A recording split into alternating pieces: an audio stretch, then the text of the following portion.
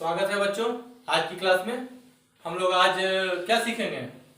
जी हाँ, वृत्त के बारे में तो पढ़ ही रहे थे, परंतु आज हम लोगों को सीखना है त्रिज्यखंड के बारे में। त्रिज्यखंड वास्तव में वृत्त का ही एक पार्ट होता है। नाम है क्या? त्रिज्यखंड, अर्थात त्रिज्याओं के द्वारा बनाया गया खंड। मतलब क्या हुआ कि अगर किसी वृत्त में दो त्रिज्या ड्रॉ किया जाए और उस त्रिज्या और जो बने हुए चाप होता है, इसके मध्य जो भाग होगा वो हमारा क्या कहलाएगा? त्रिज्यखंड कहलाएगा। ठीक है, तो त्रिज्यखंड का क्षेत्रफल हम लोग निकालना सीखेंगे। त्रिज्यखंड क्या है इसके बारे में हम लोग पहले चर्चा कर चुके हैं और यहाँ पर आज हम लोग उसका क्षेत्रफल कैसे निकाला जाता है वो सीखेंगे।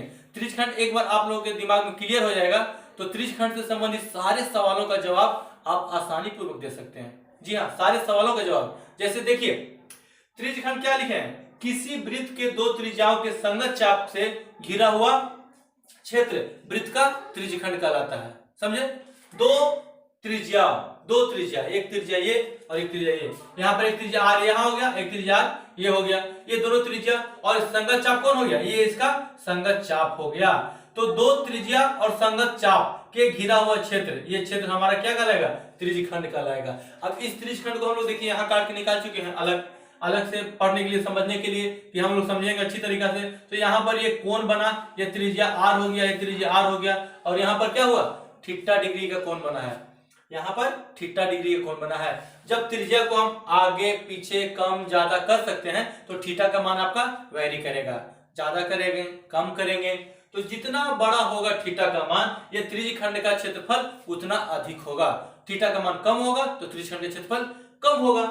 तो सिंपली यहाँ देखें, ये दोनों त्रिज्या आर हो गया और एक और थीटा हो गया। इस भाग को हम लोग त्रिज्यखंड कहते हैं।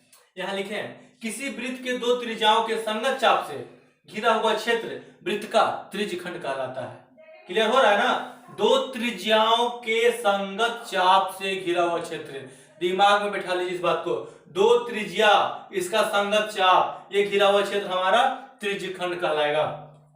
हम जानते हैं कि किसी वृत्त के केंद्र पर कितना डिग्री कोण बनता है? सबको मालूम है। किसी केंद्र हो चाहे डॉट हो, एक डॉट पर, तो डॉट पर चारों तरफ में कोण बनेगा। एक अगर लाइन लेते हैं तो लाइन पर हम लोग देखते हैं ना कि यहां से यहां तक कितना डिग्री कोण बना? 180 डिग्री का कोण बनता है और 180 डिग्री इधर भी कोण बनेगा।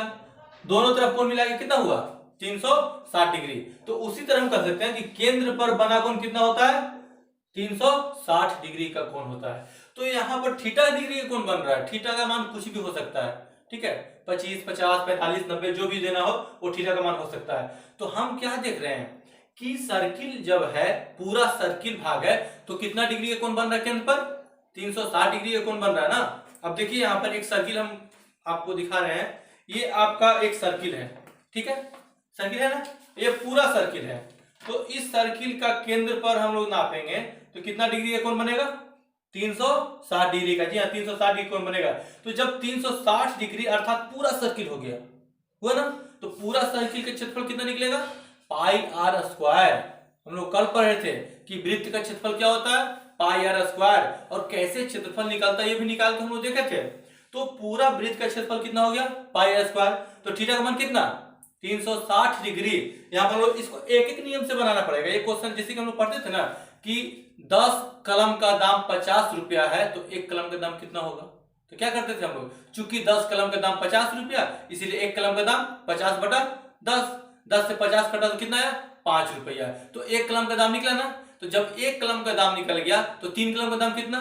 तो उसमें 3 से गुना कर दिए। 4 कलम का दाम कितना? तो 4 से गुना कर दिए। वही चीज यहां पर भी है। देखिए आप लोग ध्यान से कि पूरे वृत्त का क्षेत्रफल पाई आर स्क्वायर हुआ। अतः हम कह सकते हैं कि जब थीटा का मान 360 डिग्री होगा तो वृत्त का क्षेत्रफल पाई आर स्क्वायर होगा। ये पूरा 360 डिग्री पर। अब त्रिज्यखंड का क्षेत्रफल ज्ञात करने के लिए हम लोग एक ही नियम का प्रयोग करेंगे।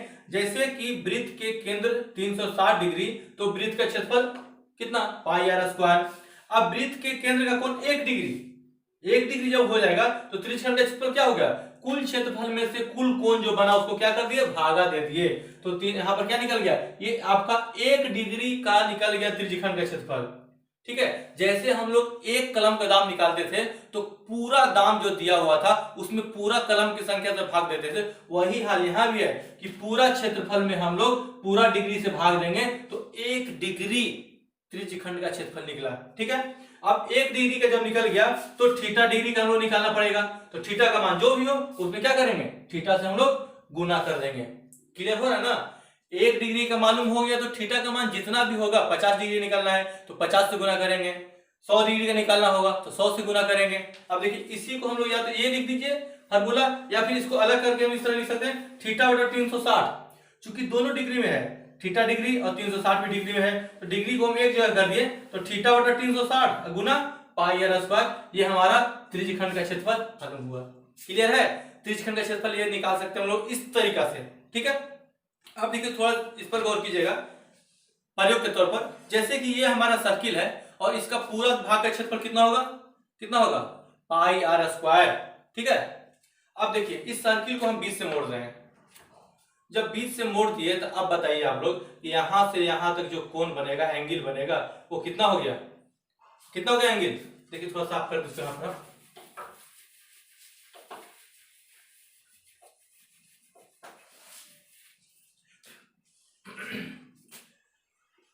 पूरा 360 डिग्री 20 से मोड़े, मतलब कि 2 भाग किए तो 2 भाग से भागा देंगे तो कितना आया, 180 डिग्री, अर्थात थीटा का मान 180 डिग्री।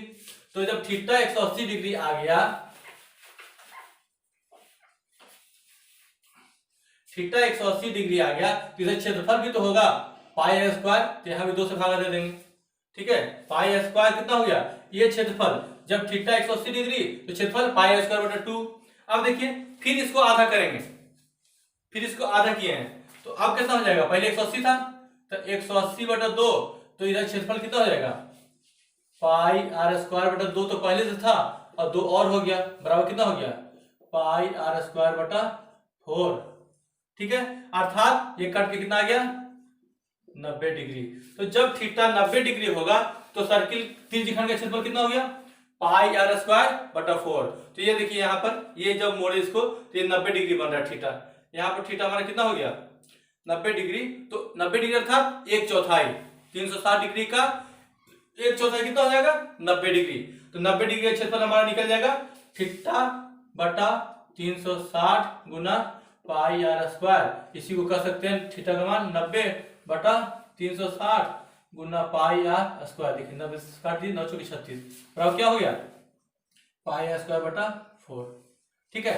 इस तरह हम लोग त्रिज्यखंड का क्षेत्रफल निकाल सकते हैं। क्लियर है। आगे हम लोग और सीखेंगे इसके बारे में, जो आगे आगे वृत्तखंड, उसके बारे में हम लोग जानेंगे, और वृत्तखंड का क्षेत्रफल कैसे निकलता है वो भी एक बार हम लोग चर्चा कर लेंगे। ठीक है। तो वृत्तखंड के मिलते हैं। पुनः स्वागत है बच्चों। देखिए इसके पहले हम लोग क्या सीखे थे, त्रिज्यखंड का क्षेत्रफल निकालना। ध्यान देने की बात है कि हम लोग जो जो स्टेप सीख रहे हैं उस स्टेप का अगला में वो जरूरत पड़ जा रहा है। जैसे कि पहले सीखे थे हम लोग त्रिज्यखंड का क्षेत्रफल निकालने के लिए, अब जब हम वृत्तखंड का क्षेत्रफल निकालना सीखेंगे तो हमको वापस त्रिज्यखंड का क्षेत्रफल के बारे में जानकारी होना आवश्यक है। जैसे त्रिज्यखंड का क्षेत्रफल निकालना सीखे थे तो उसके पहले क्या था, हमको वृत्त के क्षेत्रफल के बारे में जानकारी चाहिए था। अगर वृत्त के क्षेत्रफल मालूम नहीं है तो त्रिज्यखंड का क्षेत्रफल हम लोग नहीं निकाल सकते हैं। उसी प्रकार अगर हम वृत्तखंड का क्षेत्रफल निकाल रहे हैं तो त्रिज्यखंड के क्षेत्रफल का फॉर्मूला हमको जरूरी है, आवश्यक। देखिए वृत्तखंड का क्षेत्रफल निकालने के लिए पहले वृत्तखंड को समझते हैं कि वृत्तखंड है क्या। तो वृत्तखंड वह भाग है जो किसी जीवा के द्वारा अलग किया जाता है। अर्थात समझे, एक सर्किल है, सर्किल पर क्या करेंगे, एक जीवा बना देंगे। ठीक है। तो जीवा जब बनाएंगे तो वृत्त को 2 भाग में बांटेगा ना, एक बड़ा भाग एक छोटा भाग, या फिर बीच से अगर काटते हैं व्यास के द्वारा तो 2 वृत्तखंड मिलता है। जैसे कि हम आपको दिखा रहे हैं, ये सर्किल है हमारा। ठीक है। ये सर्किल है, तो अगर इसको बीच से भाग कर दिया जाए यहाँ पर तो एक वृत्तखंड वो ऊपर वाला हो गया भाग, ये भी वृत्तखंड कहलाएगा, और एक भाग आपका नीचे वाला हो गया, ये भी वृत्तखंड कहलाएगा। परंतु देखिए अगर व्यास से नीचे जीवा से मोड़ा जाए, यहां से अगर मोड़ते हैं हम इस प्रकार, तो ये जो छोटा वाला भाग है, ये छोटा, इसको हम लोग कहेंगे क्या, लघु वृत्तखंड। इसको कहेंगे क्या, बड़ा वाला भाग को दीर्घ वृत्तखंड। वृत्तखंड का 2 भाग हो ना, ये दीर्घ वृत्तखंड और ये लघु वृत्तखंड। वही यहाँ पर हम चित्र के माध्यम से आप लोगों को बताने के प्रयास कर रहे हैं कि ये आपका भाग हो गया दीर्घ वृत्तखंड एडीबी, मतलब एडीबी, यहां से लेकर के यहां तक का भाग, और लघु वृत्तखंड ACB अर्थात ये जो छायांकित भाग दिखाई दे रहा है ये हमारा लघु वृत्तखंड हो गया। तो सबसे पहले हम कह रहे थे कि वृत्तखंड जो निकालना है क्षेत्रफल इसका, इसके लिए हमको त्रिज्यखंड का क्षेत्रफल को मालूम रहना चाहिए ना। त्रिज्यखंड का क्षेत्रफल, जैसे कि देखिए त्रिज्यखंड का क्षेत्रफल क्या होता है, क्या होता है, त्रिज्यखंड का क्षेत्रफल बराबर थीटा बटा 360 गुना पाई आर स्क्वायर, जो हम लोग पीछे कक्षाओं में पढ़ चुके हैं, उसको समझ चुके हैं। तो किसी वृत्त में हम देख रहे हैं यहाँ पर कि समकोण त्रिभुज का क्षेत्रफल कैसे निकालेंगे। अब यहाँ पर देखिए हम वृत्त की बात कर रहे थे, त्रिज्यखंड की बात करते, समकोण त्रिभुज कहां से आ गया। तो ध्यान देने की बात है कि ये हमारा ये पूरा भाग OACB, ये पूरा भाग क्या है, त्रिज्यखंड है ना।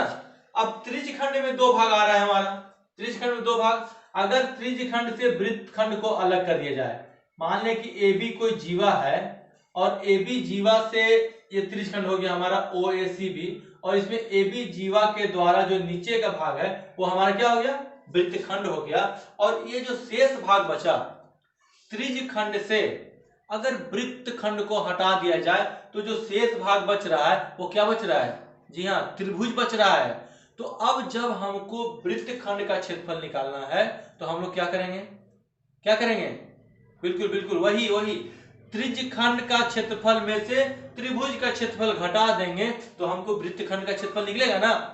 आगे हम यही करने जा रहे हैं, परंतु यहाँ पर त्रिभुज का क्षेत्रफल निकालने के लिए हम थोड़ा सा ध्यान देते हैं कि त्रिभुज का क्षेत्रफल निकालने का जनरली फॉर्मूला क्या होता था, आप लोगों को याद होगा, याद है ना, क्या होता था, 1/2 गुने आधार गुना ऊंचाई। यहाँ 1/2 गुने आधार गुना ऊंचाई, ये त्रिभुज का फॉर्मूला होता था क्षेत्रफल का। परंतु हम मान के चलते हैं कि त्रिभुज जो वृत्त में है वो समकोण है, मान के चलते हैं कि समकोण है, तो समकोण जब रहेगा तो इसका फॉर्मूला क्या हो जाएगा, यहाँ पर थीटा डिग्री का मान कितना हो जाएगा, 90 डिग्री, थीटा का मान 90 डिग्री होगा ना। तो जब थीटा का मान 90 डिग्री होगा तो इसका क्षेत्रफल क्या हो जाएगा, half sine theta into r square. देखिए आर स्क्वायर, जब थीटा 90 डिग्री होगा तो ये हमारा एक लंब होगा, एक बेस होगा, आधार, ये भाग हमारा कर्ण हो जाएगा, ठीक है। ये भाग क्या होगा, 90 डिग्री अगर हो गया तो एक लंब हो गया, एक आधार हो गया, एक कर्ण हो गया। तो आर और आर, लंब और आधार दोनों क्या होगा, बराबर होता है। किसी भी वृत्त में लंब और आधार दोनों त्रिज्याएं हैं, तो दोनों त्रिज्या बराबर होगा, तो आर से आर कट जाएगा तो क्या होगा, एक, अर्थात साइन 90 डिग्री जब मान निकालेंगे। तो हम लोग यहाँ पर कह रहे थे कि किसी वृत्त में समकोण त्रिभुज का क्षेत्रफल बराबर 1/2 गुने आधार गुने ऊंचाई होता है। तो 1/2 हो गया, आधार आर और ऊंचाई आर, तो कितना हो गया, 1/2 गुने आर स्क्वायर। तो ये तो हुआ समकोण की बात, जब थीटा का मान 90 डिग्री होगा तब। क्यों, क्योंकि जब थीटा का मान 90 डिग्री होगा तो साइन 90 का मान कितना होता है, देखिए यहाँ पर साइन 90 डिग्री बराबर क्या होगा, 1 हुआ। तो आप इसमें हम 1 से गुना करेंगे तो इसका मान में कोई अंतर पड़ेगा, नहीं पड़ेगा। तो यहाँ पर देखिए साइन थीटा, थीटा का मान जैसे जैसे वैरी करेगा, थीटा का मान कम होगा तो इस त्रिभुज का क्षेत्रफल क्या होगा, कम होगा। थीटा का मान ज्यादा होते होते 90 डिग्री पहुंच जाएगा तो त्रिभुज का क्षेत्रफल हमारा, तो 1/2 गुने आर स्क्वायर गुना 1 हो गया, 1 क्या हुआ, साइन 90 डिग्री का मान 1। तो साइन थीटा यहाँ पर हम इसलिए निकाल रहे हैं क्योंकि थीटा का मान जो होगा, साइन थीटा का मान, ये त्रिभुज के क्षेत्रफल पर वैरी करेगा।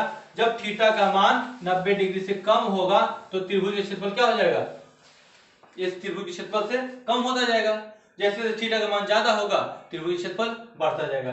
तो थीटा का मान 90 से कम होगा तो त्रिभुज के क्षेत्रफल का ये फॉर्मूला हम प्रयोग करेंगे कि 1/2 sin theta into r square, ठीक है, 1/2 sin theta into r square. ये फॉर्मूला यहां से आया है, इस फॉर्मूले से हम ये फॉर्मूला निकाले हैं। अब देखिए त्रिभुज का तो फॉर्मूला हम निकाल लिए हैं, ये त्रिभुज का फॉर्मूला निकाल गया, त्रिज्यखंड का फॉर्मूला हमको मालूम है, तो हम लोग वृत्तखंड का फॉर्मूला निकालने के लिए क्या करेंगे, क्या करेंगे, वृत्तखंड का क्षेत्रफल का फॉर्मूला निकालने के लिए त्रिज्यखंड का क्षेत्रफल माइनस त्रिभुज AOB का क्षेत्रफल, समझ रहे हैं ना। त्रिज्यखंड का क्षेत्रफल से त्रिभुज का क्षेत्रफल घटा देंगे तो ये वृत्तखंड का क्षेत्रफल हमको प्राप्त हो जाएगा। क्लियर है। तो देखिए यहाँ पर वृत्तखंड का क्षेत्रफल यहाँ पर इसका निकाले और इसमें से त्रिभुज का क्षेत्रफल घटा दिए। अब त्रिज्यखंड का क्षेत्रफल का फॉर्मूला यहाँ पर हम लिख चुके हैं और पहले क्लास में भी हम बता चुके हैं क्या होता है, थीटा बटा 360 गुना पाई आर स्क्वायर। तो ये लिखे हैं त्रिज्यखंड क्षेत्रफल थीटा बटा 360 गुना पाई आर स्क्वायर। अब इसमें से घटाएंगे किसका क्षेत्रफल, त्रिभुज का क्षेत्रफल को घटाना है। ध्यान दीजिएगा, त्रिभुज का क्षेत्रफल घटाना है। तो त्रिभुज का क्षेत्रफल क्या होता है, formula 1/2 sin theta into r square. इस त्रिभुज के क्षेत्रफल को फॉर्मूला हम लोग इससे घटा रहे हैं। तो देखिए यहाँ पर थीटा बटा 360 पाई आर स्क्वायर, और आर स्क्वायर इसमें भी है, आर स्क्वायर इसमें भी है, इसीलिए आर स्क्वायर हम लोग क्या कर दिए, कॉमन निकाल दिए। तो बचा क्या, पाई थीटा बटा 360 इसमें बचा, और इधर क्या बचा, हाफ साइन थीटा। तो इस तरह इस फार्मूला से हम लोगों को वृत्तखंड का फार्मूला प्राप्त हुआ। कौन सा वृत्तखंड, लघु वृत्तखंड का फार्मूला यह प्राप्त हुआ है। ठीक है, ये हमारा लघु वृत्तखंड का फार्मूला प्राप्त हो गया है। अब जब यहाँ पर दीर्घ वृत्तखंड हमको निकालना होगा, मान के चलिए कि लघु वृत्तखंड ये भाग है, ठीक है, तो इसका क्षेत्रफल अब हमको निकल गया। अब पूरा दीर्घ वृत्तखंड का क्षेत्रफल निकालना होगा, तो क्या करेंगे, सिंपल सा करेंगे, या तो फार्मूला सेट करेंगे। पूरा वृत्त का क्षेत्रफल क्या होता है, देखिए यहाँ पर इस भाग में ड्रॉ कर रहे हैं, पूरा वृत्त का क्षेत्रफल पाई स्क्वायर माइनस लघु वृत्तखंड का क्षेत्रफल, ये लिखेंगे फार्मूला आर स्क्वायर आई इंटू हो गया पाई थीटा बटा 360 माइनस हाफ साइन थीटा। ठीक है, इस फार्मूला को सॉल्व करेंगे तो हमको क्या निकल जाएगा, दीर्घ वृत्तखंड का क्षेत्रफल निकलेगा। या तो फार्मूला से निकालिए, आने तो फिर लघु वृत्तखंड का क्षेत्रफल हम लोग निकाल लेंगे। और पूरा वृत्त का क्षेत्रफल हम लोग जानते हैं क्या होता है, पाई आर स्क्वायर होता है। तो पाई आर स्क्वायर में से इस फार्मूला को क्षेत्रफल को हम लोग घटा देंगे, तो दीर्घ वृत्तखंड का क्षेत्रफल नहीं निकलेगा, आसानी तरीके से निकल जाएगा। तो इस प्रकार ये हम लोग लघु वृत्तखंड का क्षेत्रफल निकालना सीखे, दीर्घ वृत्तखंड का क्षेत्रफल निकालना सीखे। आगे की कक्षाओं में हम लोग देखेंगे कि क्वेश्चन जो इस पर आता है किस प्रकार क्वेश्चन पुटअप किया जाता है। और एक चीज और बीच में छूट रहा है, जो हम लोग ये चाप, ठीक है, चाप की लंबाई निकालना सीखेंगे हम लोग। ठीक है, तो चाप कैसे निकलेगा, अगर थीटा कोण दिया हुआ रहेगा तो वृत्त का चाप कितना होगा। तो जिस तरह त्रिज्यखंड का क्षेत्रफल निकालते थे उसी तरह चाप निकालेंगे, बस तुरंत हम चाप के बारे में बता रहे हैं। ठीक है, तो मिलते हैं कुछ देर के बाद। तो अब हम लोग वृत्त का चाप निकालना सीखेंगे। चाप मतलब समझ रहे हैं, चाप क्या होता है, जी हाँ, चाप वृत्त के परिधि का भाग होता है। तो देखिए वृत्त के परिधि पर किन्हीं दो बिंदु, मान लिया कि ये वृत्त है और इसका परिधि पर दो बिंदु कौन हमारा, ए और बी है। तो ये दो बिंदुओं के मध्य जो चाप हो गया, परिधि का जो भाग हो गया, इसको हम चाप कहेंगे। तो चाप भी आपका दो प्रकार का हो गया, एक हो गया लघु चाप, और इसका जो उल्टा इधर से जब लेंगे, इधर से ये वापस इस साइड से आ गया, तो ये हमारा क्या हो गया, दीर्घ चाप। ठीक है, तो चाप किसका भाग हुआ, परिधि का भाग चाप हुआ। तो जिस प्रकार हम लोग त्रिज्यखंड का क्षेत्रफल निकालने के लिए थीटा बटा 360 गुना पाई आर स्क्वायर, अर्थात पाई आर स्क्वायर पूरा वृत्त का क्षेत्रफल हो गया, उसी प्रकार चाप का निकालने के लिए लंबाई हम लोग क्या करेंगे, पूरा वृत्त का चाप होता है 2 पाई आर, अर्थात पूरा वृत्त का परिधि कितना हुआ 2 पाई आर। और जब केंद्र का कोण 360 डिग्री होगा, अर्थात क्या समझे कि पूरा वृत्त जब है, और यहाँ पर देखिए इस पर चारों तरफ कोण कितना बना, 360 डिग्री का कोण बना। तो 360 डिग्री का कोण बना तो ये पूरा चाप हो जाएगा, पूरा चाप कितना हो गया 2 पाई आर हो गया। तो जिस प्रकार हम लोग सिखाए थे कि कलम का दाम निकालने के लिए 10 कलम का दाम 50 रुपया, तो एक कलम का दाम 5 रुपया, कैसे निकाले थे, एक एक नियम से। उसी प्रकार जब 360 डिग्री कोण है तो परिधि 2 पाई आर हो गया। तो जब केंद्र का कोण 1 डिग्री होगा, तो यही क्या करेंगे, 360 को भागा दे देंगे 2 पाई आर से। तो 2 पाई आर में 360 भागा दिए, तो 1 डिग्री जब हो जाएगा केंद्र का कोण, तो चाप की लंबाई क्या हो जाएगी 2 पाई आर बटा 360। ध्यान दे रहे हैं फॉर्मूला कहां से आ रहा है, स्टेप बाय स्टेप आप चाहिएगा तो खुद से फॉर्मूला तैयार कर सकते हैं, हम लोग वही कर रहे हैं, एक फॉर्मूला से दूसरा फॉर्मूला आ रहा है। तो जब थीटा का कोण, ये केंद्र का कोण थीटा हो जाएगा, तो चाप की लंबाई कितना हो गई 2 पाई आर बटा 360 गुना थीटा। अर्थात उसी प्रकार जिस प्रकार एक कलम का दाम 5 रुपया, तो 5 कलम का दाम 5 गुना 5 25 रुपया। तो यहाँ पर 1 डिग्री का चाप 2 पाई आर बटा 360, तो थीटा डिग्री का चाप 2 पाई आर बटा 360 गुना थीटा। अब सिंपल वृत्त का चाप हम लोग इस प्रकार लिख सकते हैं ना, थीटा को एक जगह कर दिए, दोनों कोण है, तो थीटा बटा 360 गुना 2 पाई आर। क्लियर हुआ।